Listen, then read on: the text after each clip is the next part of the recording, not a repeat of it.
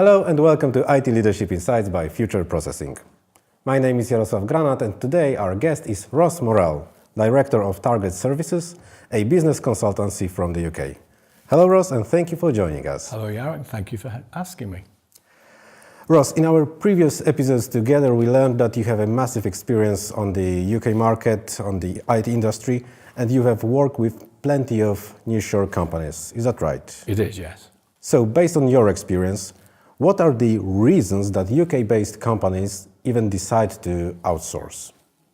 Well, if I'm looking back, Jarek, at the numbers of outsourced contracts I've been involved in, I would say that we can categorize them onto several key headings. So, for example, capability. Now, by that I mean that I once had a director of a very large bank telling me that if it was easy, we'd do it ourselves. So not every in-house IT department thinks they can do everything. And that can be for several reasons. In-house IT doesn't have the same incentive or the same opportunity to get the skills on new and emerging technologies, for example, whereas for an outsourcer, that's core to their business. Or perhaps they don't have the experience in using new methodologies like Agile, which again is something that is much more central to what the outsourcer offers. So those are some of the reasons that companies will look outside of their own in-house department. But what I've seen is the opportunity for a very valuable partnership, because even though they accept they don't have the technical skills to do something, they do have perhaps BAs with absolute intimacy of their business, and they do have technical people who fully understand the technical environment for interoperability. So together, by putting those together with an outsourced partner, they've got a very powerful team of capability. So they can solve the problem very easily and very quickly by looking at that. And there's many examples where I've seen that happen.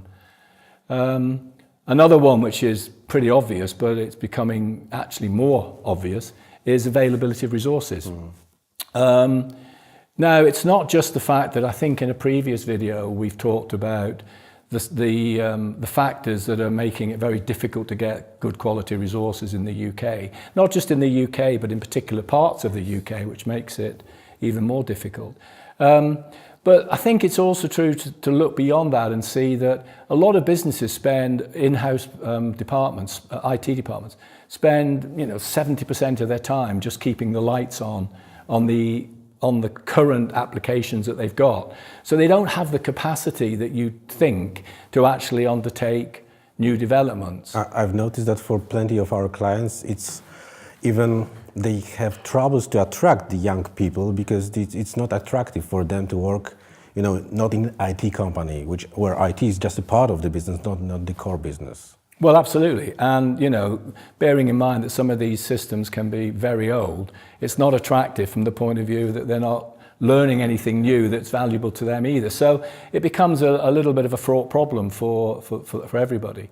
So we've got the availability, we've got the capability. What else? Well, if I was looking at categories, I'd say another one is what I've called the opportunity cost.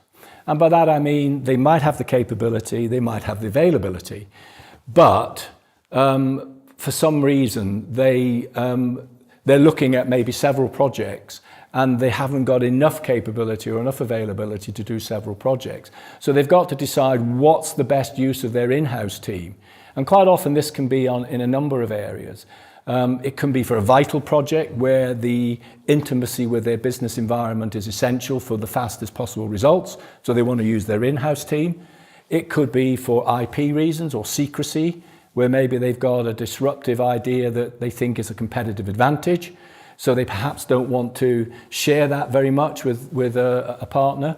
So those are some of the reasons I've seen, which I've called opportunity cost, and again, that's often one of the biggest drivers actually. Another area that I would look at is something I've called disruption.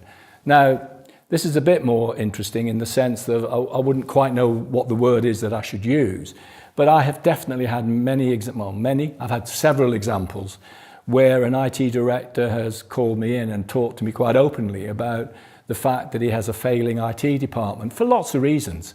One of them I've already mentioned. They're spending most of their time on the least interesting work, which is just keeping the lights on.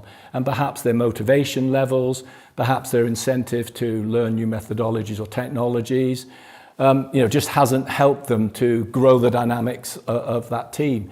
So what he wants to do is to either use a new project or a prototype to just demonstrate what good looks like. And I've absolutely known companies that have used, what can be achieved by a team of nearshore developers coming in to help his team get better. And that, to be honest, it can be a very valuable reason for doing that. And perhaps the final one is the most obvious one, which is cost. I mean, it would be the first one because that's what most people think about. I think it was traditionally the first reason, but nowadays it has changed a bit. Well, I think it has, and that's why I didn't put it top of my list, because, I mean, when people think outsourcing, the first thing that comes to most people automatically is, it saves me cost. Well, yes, of course it can do. But there's a lot of value in some of these other things that I've mentioned. And that's why, despite cost, people still look and should look to nearshore outsourcing. But it all sounds brilliant when we talk about these starting projects. But I imagine there are plenty of projects that are already underway. Is it possible to engage with a nearshore partner when this project is already on track? Oh, absolutely. And in fact, I personally have many examples where a project for some reason has been failing, fallen behind schedule, perhaps they've realized they don't have some of the skills that are necessary. And yes, of course, that may be the ideal opportunity to introduce an offshore partner. The whole basis of the team that comes with an offshore, nearshore partner is that they have the team dynamics already built in, and they're a fast to start option for many companies. So I think that's also a challenge for IT suppliers, because they need to be able to work with plenty of people on the client side with different teams, etc., probably even different suppliers.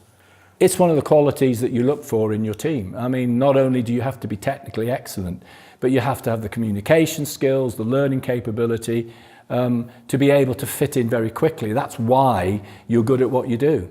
It's not just your technical capability. And in fact, quite often, that's just the hygiene factor. It's all these other factors, your ability to integrate into the team, to pick information quickly, to ask questions and make sure your comprehension is clear. All of these things are necessary to make sure that your onboarding is as fast and as efficient as possible.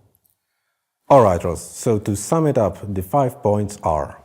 So the 5 points I've used in no particular order: capability, availability, opportunity cost, disruption, and cost.